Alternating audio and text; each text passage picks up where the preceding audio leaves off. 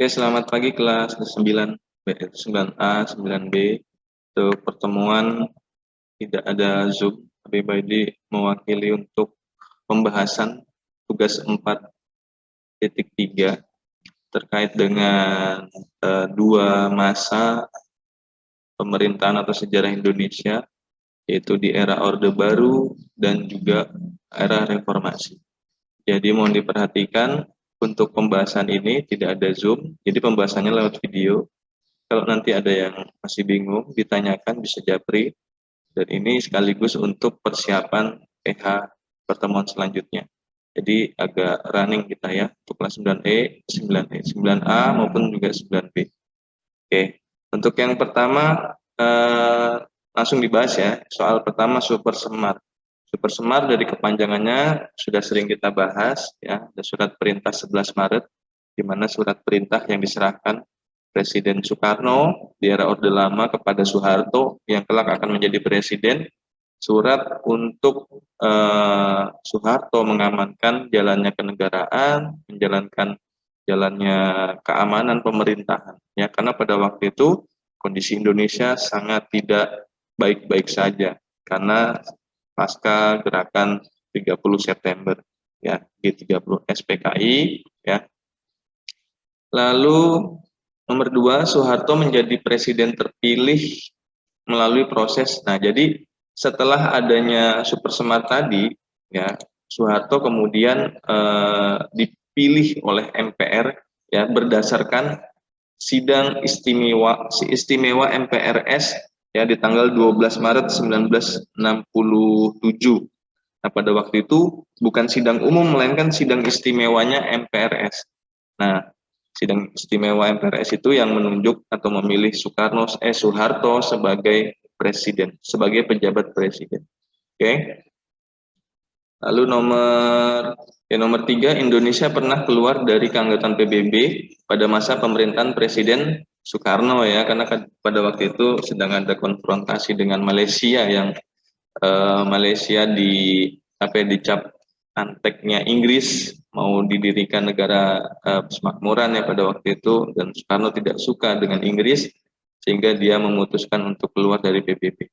Tetapi Indonesia kembali lagi menjadi anggota PBB pada masa pemerintahan Presiden Soeharto. Ya, di masa Presiden Soeharto, Indonesia kembali menjalankan politik luar negeri yang bebas dan juga aktif.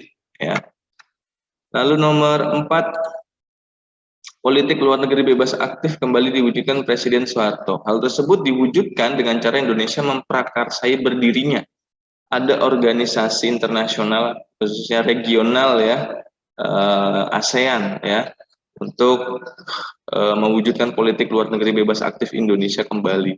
Karena sebelumnya Indonesia hanya mepet-mepet ke blok timur kan, lalu di era Soeharto kembali jalinan persahabatan antar negaranya lebih random, lebih luas, terutama di wilayah regionalnya Asia Tenggara.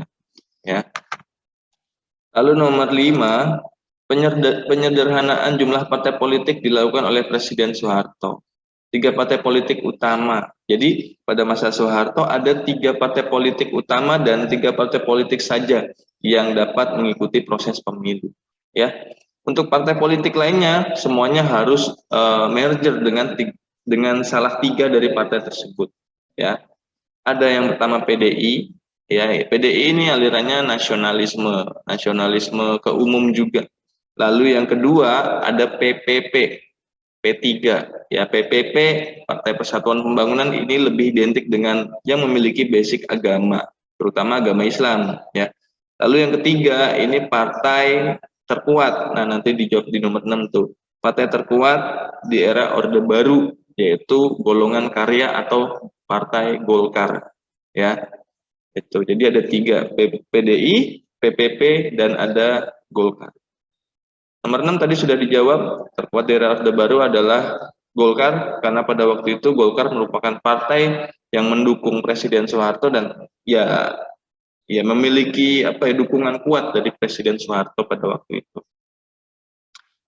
Pada masa Orde Baru, pemerintah berhasil mengadakan pemilu legislatif sebanyak 6 kali. Ya, ada yang jawab 11 kali, 12 kali, itu kebanyakan. Pemilu legislatif dari 3 partai tadi ya, dilakukan sebanyak 6 kali. Lumayan banyak, 6 kali 5 aja udah 30 tahun ya, belum sebelumnya, tahun 1967, 66 itu. Oke, P4. P4 pada era Orde Baru adalah pedoman penghayatan dan pengamalan Pancasila. Nah, ini terkait dengan bagaimana Presiden Soeharto di masa Orde Baru berusaha untuk meningkatkan nasionalisme masyarakat, terutama golongan pelajar, tentang Pancasila, tentang kebangsaan. Ya, ini sangat positif sebenarnya. Ya, tetapi mungkin ya ada penyimpangan juga. Tapi dilihat dari programnya ini sangat bagus untuk keberlangsungan Pancasila sebagai ideologi bangsa. Lanjut, Dwi Fungsi ABRI. Ya, pada waktu itu ada namanya Angkatan Bersenjata Republik Indonesia. Sebelumnya udah ada yang pernah menyampaikan dari teman-teman kalian tuh. Ada 4 ya, ABRI. Ada TNI, TNI itu ada Angkatan Darat, Laut dan Udara, lalu ada Polri. Ya, Angkatan Bersenjata Republik Indonesia ibaratnya masih jadi satu, sehingga fungsi TNI dan Polri masih tumpang tindih pada waktu itu. Kan kalau TNI itu tentang pertahanan negara, lalu kalau Polri itu tentang keamanan ya, tentang masyarakat, keamanan di masyarakat. Nah, untuk tugasnya ini masih tumpang tindih antara TNI dengan Polri. Kalian buka halaman 267, di situ ada Dwi Fungsi ABRI berkaitan dengan bahwa ABRI memiliki pusat kekuatan militer yang melindungi segenap bangsa Indonesia. Lalu yang kedua, fungsinya sebagai kekuatan sosial yang secara aktif melaksanakan kegiatan pembangunan nasional. Jadi ibaratnya TNI sama Polri ini bisa tumpang tindih. TNI bisa melakukan tugas Polri, begitu juga Polri sebaliknya. Nah, di kemudian hari setelah reformasi, difokuskan ke masing-masing. TNI tentang pertahanan, Polri tentang keamanan. Ya, lanjut nomor 10. Untuk mengendalikan jumlah populasi penduduk, Orde Baru melaksanakan program. Nah, jumlah populasi penduduk ini yang utama adalah tentang perkembangbiakan manusia atau pertambahannya ya, yaitu melaksanakan program keluarga berencana. Ya, memang selain itu untuk jumlah populasi penduduk di Pulau Jawa pada khususnya ini dikendalikan dengan cara program-program yang lain, contohnya ada transmigrasi ke daerah-daerah luar. Lanjut nomor 4, program pemerintah Orde Baru dalam rangka memperluas kesempatan belajar bagi penduduk Indonesia. Oke, kita lihat di halaman 271 ya. Halaman 271 di atas itu ada 4, kalian bisa tulis dari instruksi Presiden tentang SD, pendidikan dasar, ada pemberantasan buta huruf, ada program wajib belajar, dan ada gerakan nasional orang tua asuh ya, program gerakan orang tua asuh. Itu ada 4. Era Orde Baru berakhir ditandai dengan adanya peristiwa apa? Ya, kalau reformasi belum tentu bisa mengakhiri yang namanya era Orde Baru, tetapi satu peristiwa yang menandai Orde Baru berakhir adalah di saat Presiden Soeharto mengundurkan diri dari jabatannya sebagai presiden dan menyerahkan kekuasaan presiden kepada wakilnya B.J. Habibie. Jadi ada indikator yaitu pengunduran diri Presiden Soeharto. Oke, lanjut, kebebasan politik yang dirasakan oleh partai politik pada Orde Baru, pasca Orde Baru selesai, setelah Orde Baru selesai adalah, ada yang jawab lega. Apa? Bukti dari kebebasan berpolitiknya apa? Ya, dari partai politik, kan tadi partai politik hanya dibatasi 3 jumlahnya. Tapi setelah reformasi, partai politik semakin bisa mengeluarkan apa ya, tajinya, dia bisa kembali lagi apa ya, muncul berdasarkan latar belakangnya masing-masing, basicnya masing-masing, sehingga bisa dikatakan kebebasan partai politik yang dirasakan adalah partai politik bebas berdiri, sehingga ketika pemilu tahun 1999 tentang adanya persiapan untuk memilih presiden yang baru pengganti Habibie, ya, banyak partai politik yang tersedia di situ. Ya, kalau dikatakan ada sekitar 50-an partai. Ya, yang tadinya 3 jadi 50-an. Seperti itu. Lanjut, pemilu eksekutif. Nah, eksekutif ini memilih presiden secara langsung ya, pemilihan umum secara langsung memilih presiden ini pertama kali tahun 2004, di mana pada waktu itu yang menjadi presiden terpilihnya adalah Susilo Bambang Yudhoyono. Lanjut, 5 pejabat presiden berturut-turut setelah lengsernya Soeharto. Ada yang pertama penggantinya Soeharto adalah B.J. Habibie, ya Pak Habibie. Lalu yang kedua digantikan oleh Abdurrahman Wahid atau Gus Dur. Lalu yang ketiga ada Ibu Megawati, perempuan ya satu-satunya. Lalu yang keempat ada yang terpilih melalui pemilu nih, eksekutif nih, pemilu eksekutif, ada SBY, Pak SBY.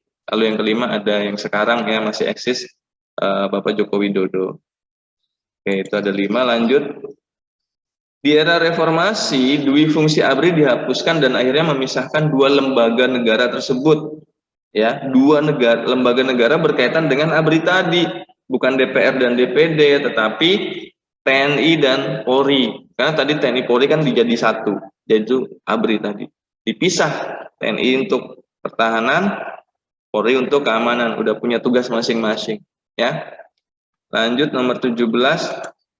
Kebijakan Presiden Abdurrahman Wahid terkait instruksi Presiden nomor 14 tahun 1967 adalah dicabutnya pelarangan bagi etnis Tionghoa merayakan kebudayaannya, merayakan hari agamanya, contohnya yaitu Imlek di muka umum. Ya, kalau sebelumnya di masa Orde Baru ini terjadi diskriminasi banget nih bagi etnis Tionghoa nih. Kalau orang tua kalian yang etnis Tionghoa ya pasti bisa sharing nanti, tanya ke orang tua ya tentang nama di masa Orde Baru, nama-nama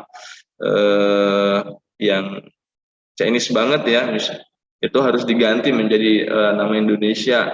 Lalu tentang perayaan Imlek atau budaya-budaya yang berkaitan dengan Chinese dilarang ditampilkan di muka umum ya. Tetapi ketika masa Abdurrahman Wahid ini diperbolehkan dan bahkan Imlek dijadikan hari libur. Ya, ini Bapak pluralisme ya Pak Yudi bilang, dan bukan Pak Yudi bilang aja, jadi memang diakui Abdurrahman Wahid ini Bapak pluralisme. Terakhir, bentuk keberhasilan reformasi dalam pemerintahan ada banyak ya. Kalau misalnya kalian lihat materi PKN, program atau agenda reformasi itu kan semuanya pasti positif. Dari yang namanya amandemen UUD tentang perjuangan hak asasi manusia, perjuangan demokrasi, adanya perjuangan otonomi daerah, pembatasan masa jabatan presiden, ya. Wow, ada banyak banget. Kalian bisa tulis satu saja di situ, tapi kalau misalnya mau tulis 5, 10, nah itu bisa menambah wawasan juga. Oke, jadi untuk pembahasan cukup di sini. Bagi yang nilainya yang Pak Yudi share nanti di grup remedial, ya silahkan diperbaiki dengan cara menulis ulang soal dan jawaban di buku tulis, lalu dikirim ke GCR seperti instruksi Pak Yudi di GCR. Oke, terima kasih kelas 9A ataupun juga 9B. Selamat pagi, selamat melanjutkan.